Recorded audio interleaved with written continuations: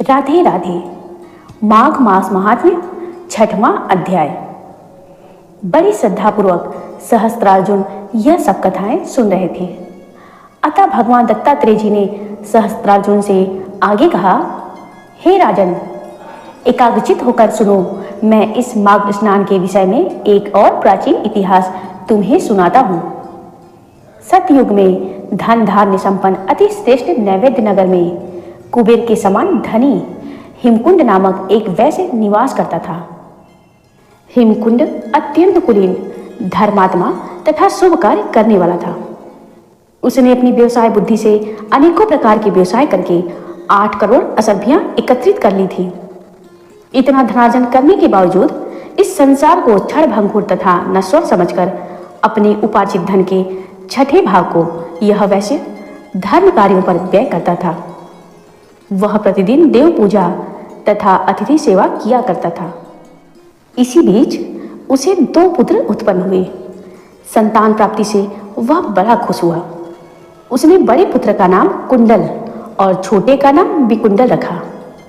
हिमकुंड ने दोनों पुत्रों को योग्य बनाया और उनके युवावस्था प्राप्त करते ही वह घर और व्यवसाय का सारा भार उन पर छोड़कर स्वयं विष्णु भक्ति करने का विचार करके वन में चला गया। हिमकुंड अनेकों वर्षों तक जप करने के पश्चात एक दिन अपना नश्वर शरीर त्याग कर स्वर्गलोक को चला गया।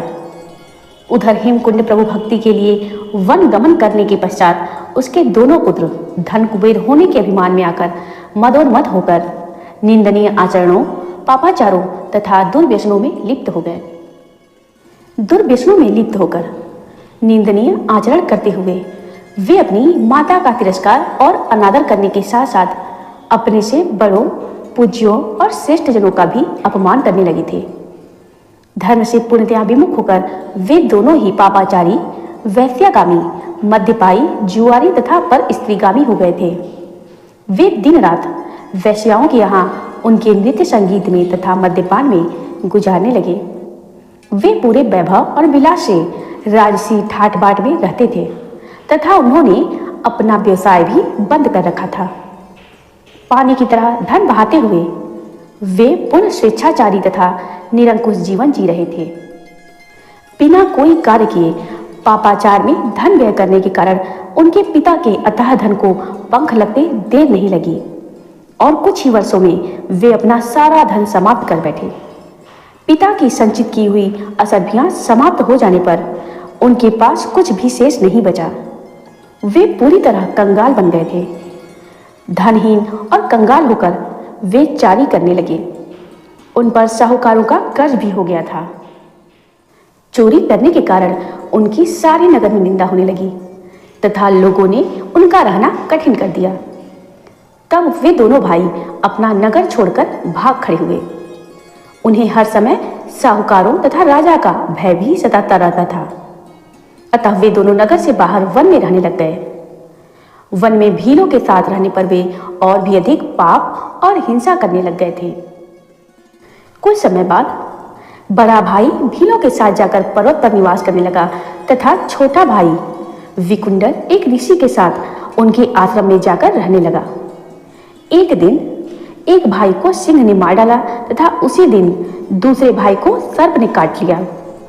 इस प्रकार दोनों भाइयों की एक ही दिन मृत्यु हो गई। मृत्यु के बाद दोनों भाइयों को यमदूत यम पास में बांधकर यमलोक ले आए। यहाँ दोनों भाइयों को यमराज के सामने प्रस्तुत किया गया। चित्रगुप्त जी ने दोनों भाइयों के जीवन भर का लेखा जोखा देखकर यमदूतों से कहा, हे दूतों, पाप कर्मों में लिप्त होने के कारण बड़े भाई को नर्क में ले जाओ तथा छोटे भाई धर्मात्मा विकुंडल को स्वर्ग में ले जाकर दिव्य भोगों का उपभोग कराओ। चित्रगुप्त के आदेशानुसार यमदूतों ने बड़े भाई कुंडल को नर्क में डाल दिया। विकुंडल को एक देवदूत स्वर्ग सुख भोग कराने के लिए स्वर्गलोक को लेकर चल दिया। जय श्री कृष्ण। आगे की कथा के महात्म्य को सुनने के लिए मेरे चैनल को लाइक व सब्सक्राइब करना न भूलें।